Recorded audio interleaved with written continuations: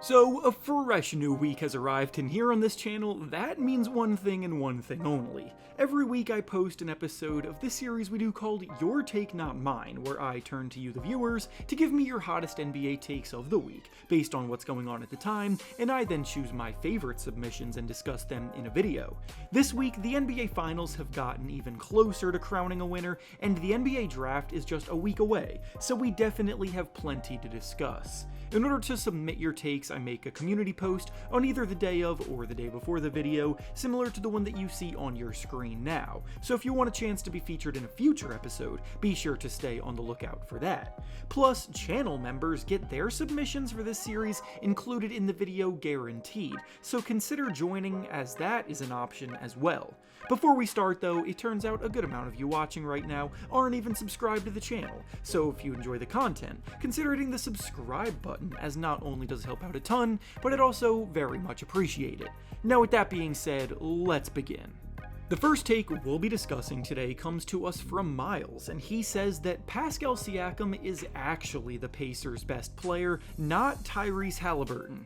Okay, so we're currently closing in on the end of the NBA Finals, with the Thunder being one win away from bringing home the Larry O'Brien trophy as I am making this video, and we're also coming off of an all-time stinker of a performance by Tyrese Haliburton in Game 5 that, for good reason, is resulting in a lot of backlash thrown his way. In fact, after having made 0 field goals in the entirety of Game 5, this very well may be the worst finals game a star player has ever had in the history of the league, and I wish I was exaggerating when I say that.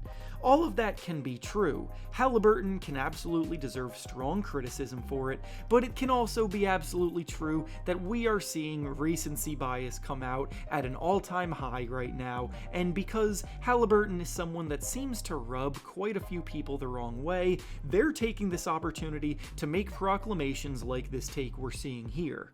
The Pacers are a team finding success through strength in numbers, and while yes, Pascal Siakam is a star in his own right, and the leading scorer of this group playing a huge role night after night, you're lying to yourself if you think he is more important to the success of the Pacers than Tyrese Haliburton. Haliburton is not your typical star who will lead the way in the points column every game. He's a good old-fashioned point guard who is bringing back a style of play that has been lost on the position for a while. Hallie is always looking to get his teammates good looks, hitting the early pass, driving and kicking, and running pick and rolls to perfection, and as one of the leading assist men in the NBA year after year, his passing prowess keeps the rest of his team engaged.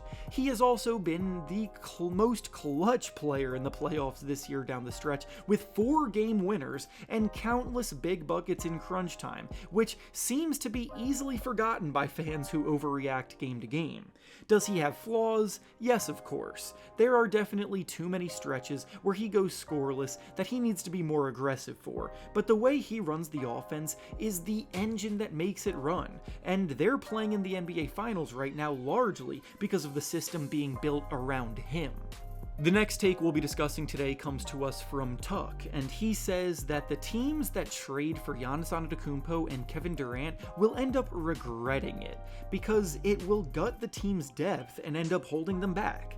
The new collective bargaining agreement really has teams rethinking the recipe for success in this league, and looking at how the two teams currently battling it out in the finals are constructed, there's good reason to. Both the Pacers and the Thunder legitimately go 10 players deep into their rotation throughout the playoffs, so the days of going all in on a top-heavy squad and then shrinking the rotation down to 7 or 8 guys in the playoffs is starting to look like a thing of the past.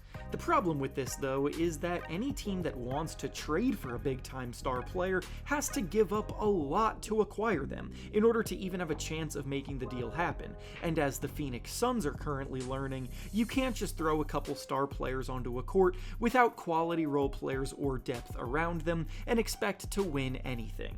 Hell, even the 2011 Miami Heat with LeBron James, Dwayne Wade, and Chris Bosh fell short in the NBA Finals against a red-hot Dirk Nowitzki and a deep squad around him, because on top of the fact that LeBron played pretty poorly in that final series, they really didn't have much outside of the big three. It wasn't until they added role players like Shane Battier, Ray Allen, and others in 2012 and 2013 that they finally took it home. If the wrong team guts their roster to acquire Kevin Durant or Giannis Antetokounmpo, then I absolutely do agree with this take, but the thing is, there are actually a few teams out there right now with more than enough assets and incredibly deep rosters to form a realistic offer and still have the depth to compete with. For example, the Rockets could give up 3 rock-solid young pieces and a bevy of draft picks and still go 10 deep with versatility and lockdown defense at pretty much every position. The Spurs, Thunder, Raptors, and even Pistons could also work something out without gutting everything if they wanted to go after Giannis. Kevin Durant likely won't demand nearly as much in an offer as Giannis, so he's definitely easier to go after in a scenario like this, but either way, I don't think it's impossible. There are some teams in the mix that would make a mess of things if they went through with a trade for sure, but overall, I don't think it's as definitive as the original take makes it out to be.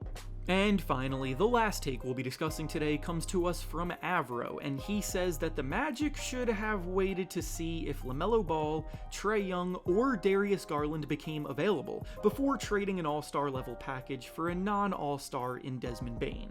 So the floodgates of trade season officially opened this week when the Magic and Grizzlies struck the first deal of the summer, sending Desmond Bane to Orlando, and on the surface, it addresses an obvious need for the team, but I still don't think the root of their offensive struggles are being addressed yet.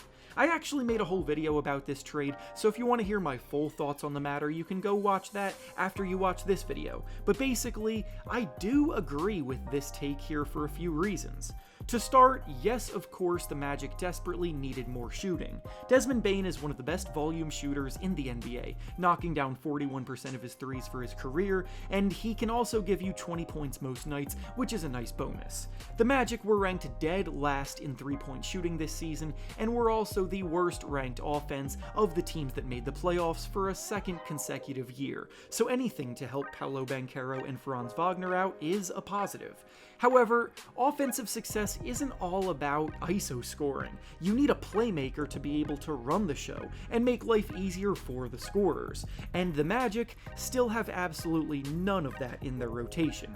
From my point of view, their top priority absolutely should have been to target a creative, playmaking point guard to help run the offense more fluidly, and the 3 players named in the original take all have a good chance of becoming available on the trade market, which would have been a match made in heaven for Orlando. It's very difficult to improve your shooting as a team without first improving the quality of looks you're going to generate, and you can't improve the shot quality without playmaking. Will Desmond Bane be an upgrade over Kentavious Caldwell-Pope? Yes, of course he will. Is the Magic's offense saved after this trade? I just don't think so. And with that being said, that's all I have for you today. Make sure to like the video, subscribe to the channel, and comment down below what you think about the takes discussed. Thanks for watching, and I'll see you all next time.